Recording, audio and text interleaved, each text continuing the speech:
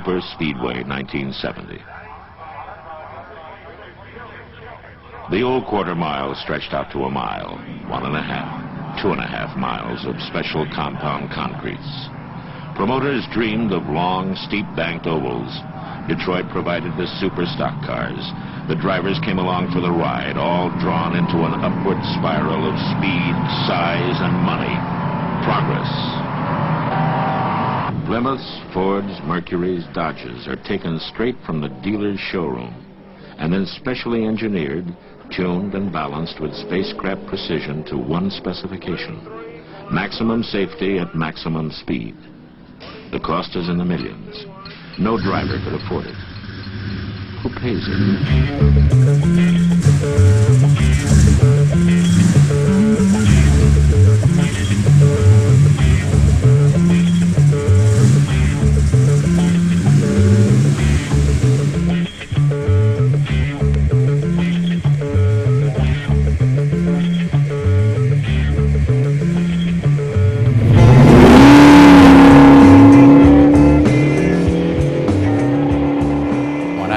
Markwell. I have a small American car restoration business in Pakenham called Southern Customs. I should tell you that the reason I'm a rev head, as we call it, or as the Americans call it, a gear head, is that my father was in the automotive industry when I was growing up, and of course I remember fondly how he worked for General Motors and used to go to the US when I was in my formative early pre-teen years, and used to bring back all the memorabilia and literature from the States, and 69 Camaro colour brochures, you know, Chevelles and stuff, and I was pretty much hooked by that.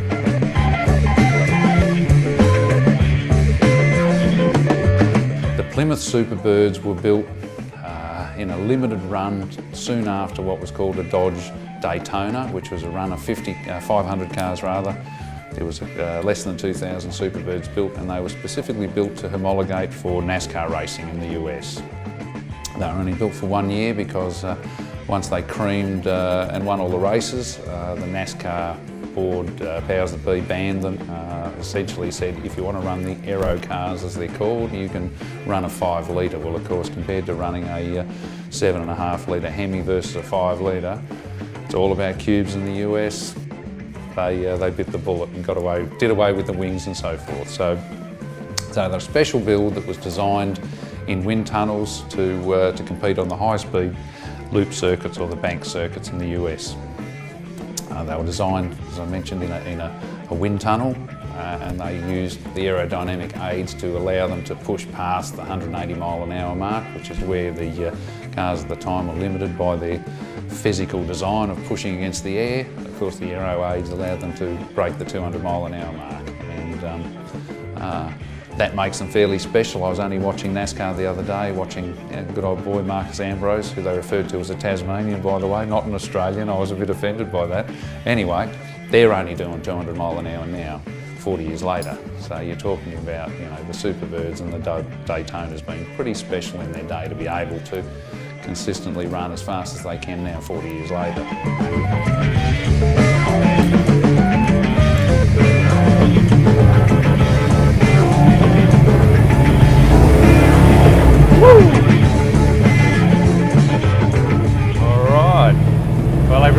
This is my genuine 1970 GTX Plymouth.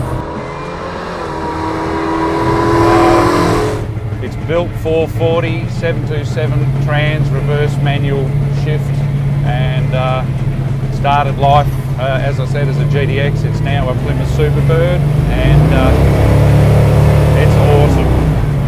Built by a dealer in the early 70s with all original new old stock parts, and you know what? I don't care that it's a clone because I can do this. Woo! All right.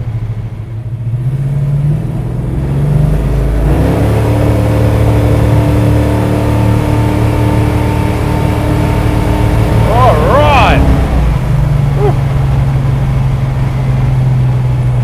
80 mile an hour, like that.